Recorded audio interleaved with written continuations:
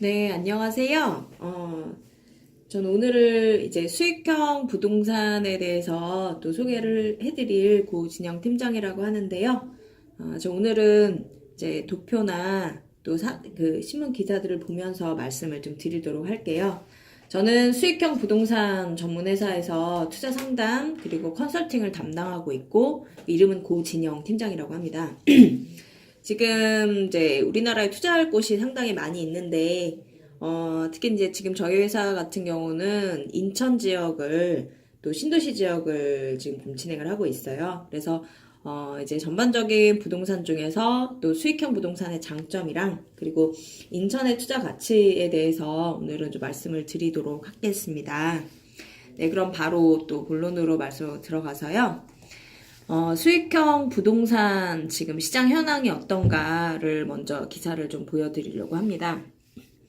지금 이제 우리나라 정부 정책 중에 큰 정책 중에 흐름의 하나가 종합부동산세 인상 가시화 또 수익형 부동산 투자가 늘어난다라고 이렇게 나와 있는데, 이제 아파트라든가 그리고 주택에 대해서 너무나 투기 바람이 많이 일었고 또 서울이라든가 이런 지역이 또 부동산 가격이 많이 오른 현상이 많이 있었다 보니까 정부 규제 정책은 전부 다 아파트라든가 주택에 포인트를 맞춰 놓고 있습니다. 그래서 종부세 그리고 보유세, 집을 가지고만 있어도 세금을 걷어가는 그런 보유세 부분도 점점 늘어나고 있고, 또 종합부동산세는 가족이 주택을 가지고 있을 때 뭐 부모나 자식 같은 경우는 한 채씩 이렇게 가지고 있다 하더라도 전체 가족 합산으로 들어가서 종부세도 받아가는 것들이 더 늘어나고 있고,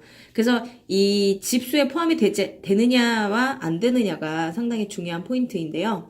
수익형 부동산이라는 거는 그야말로 임대사업자를 내면서 집에 포함되지 않는 그런 월세를 받는 부동산을 말합니다. 그래서 이 수익형 부동산을 가지고 있는 부분은 이런 양도세 그리고 종부세 그리고 보유세 부분에서 피해갈 수 있는 틈새 시장이라고 합니다. 그래서 틈새 시장으로서 수익형 부동산으로 대거 이동 중이다라는 것이 이 기사의 주 내용이고, 실제로도 저희가 이것들을 기사에 많이 접하고 있습니다. 그래서 작년 대비 이 기사를 보시면은 상업과 업무용 부동산 거래 건수가 12.4%나 급증을 하고 있다고 합니다. 이 세금의 영향 부분이 가장 크고요. 그래서 상가, 또 오피스텔, 이것이 바로 우리가 지금 얘기하고자 하는 수익형 부동산이라고 합니다. 그래서 업무용 거래량이 계속 증가하고 있다는 것은 집수에 포함되지 않고 또 정부의 세금 규제, 왜냐하면 부동산을 투자하는 이유가 우리가 이익을 얻기 위해서인데, 세금에서 만약에 정말 내가 뭐 1,000만 원 정도의 이익을 시세차익을 얻었다고 하지만 세금에서 500만 원, 600만 원 이상 내버리면 사실 그 수익이 많이 줄어들기 때문에 큰 투자 효과를 보지 못하거든요. 그래서 업무용이라든가 상업으로 가게 되면은 이 집수에 포함되지 않기 때문에 이것이 가장 장점이라고 볼 수가 있습니다. 그래서 요즘에 부동산 정책의 흐름에 맞춰서 이제 그 수익형 부동산으로 많이 턴을 하고 있다라고 나와 있습니다. 그리고 이제 한 가지 다음 또 추세를 볼 건데요. 제가 찾아놓고 또 말씀을 또 드리도록 하겠습니다.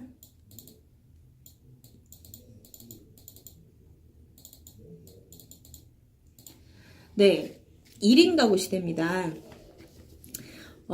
우리나라가 2000년 초반, 지금 현재 이제 2019년 1월이 됐습니다. 그래서 2000년 초반 같은 경우는요, 1인 가구, 자, 혼자 집을 꾸리고 사는 세대수의 변화가 있습니다. 그래서 전통적으로 우리나라에서 사는 가구들은 4명, 부모, 엄마, 아빠, 그리고 자녀 둘, 가족, 그래서 4인 가구가 가장 그 가구의 큰 그 퍼센트를 차지했었거든요. 그런데 이제 2000년 초반부터 이제 비교를 했을 때 1인 가구는 이제 15%에 불과했다가 2010년에서 15년이 되니까 훌쩍 건너뛰면서 27%, 전 국민의 비율에 거의 30%에 육박을 되고 있고요.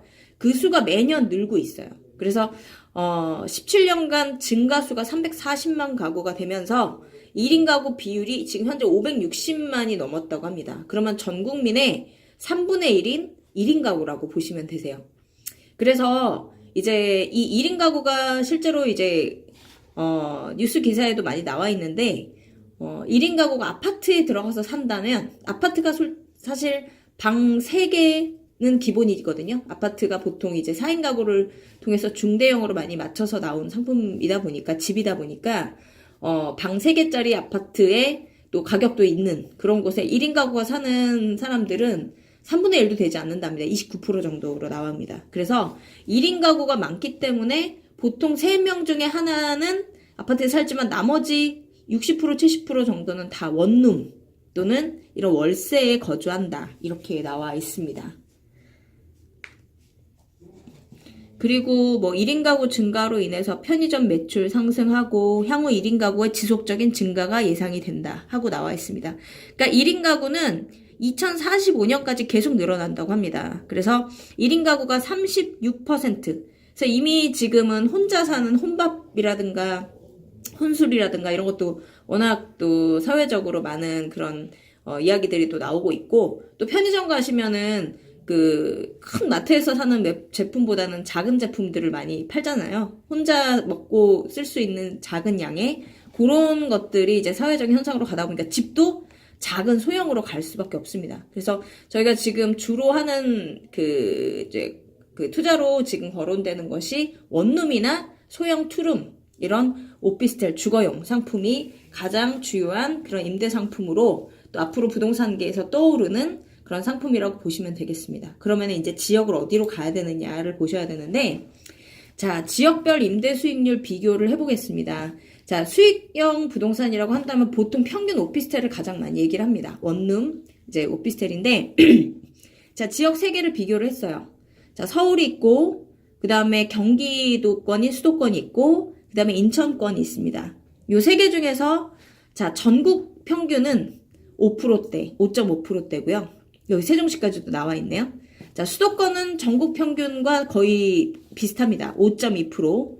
서울은 가장 작습니다. 왜? 서울이 땅값이 비싸기 때문에 오피스텔도 가격대가 훨씬 비쌉니다. 보통 2억에서 원룸 한 7평 오피스텔 기준으로는 거의 3억, 강남 같은 경우는 3억이 넘어가는 것도 많습니다. 그래서 4.9%, 4%대로 진입을 했고요.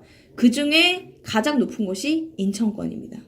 인천은 수익률이 높은 이유가 가격이 저렴합니다. 그래서 1억대에서 평균 1억에서 1억 5천 미만으로 인천권의 오피스텔은 지금 7평 기준으로 구할 수가 있고, 월세는 큰 차이를 보이지 않습니다. 서울이 물론 조금 더 비싸긴 합니다만은 강남에서 많이 받으면은 월세 뭐 500이나 1000에 80만원, 90만원 선, 뭐 100만원까지 가는 경우도 있기는 하나, 또 비싸기다고 생각을 하기 때문에 90만원 선이라고 보시면, 그 외에 수도권이나 인천권에서는 50, 60 정도를 유지를 합니다. 그러면 사실 같은 값으로 인천권에는 훨씬 더 여러 채를 살 수 있는 그런 장점이 됩니다. 그래서 인천의 투자 가치에 대해서는 조금 더 제가 또 추가로 또 말씀을 드리도록 하겠습니다. 네, 오늘은 여기까지 하도록 하겠습니다.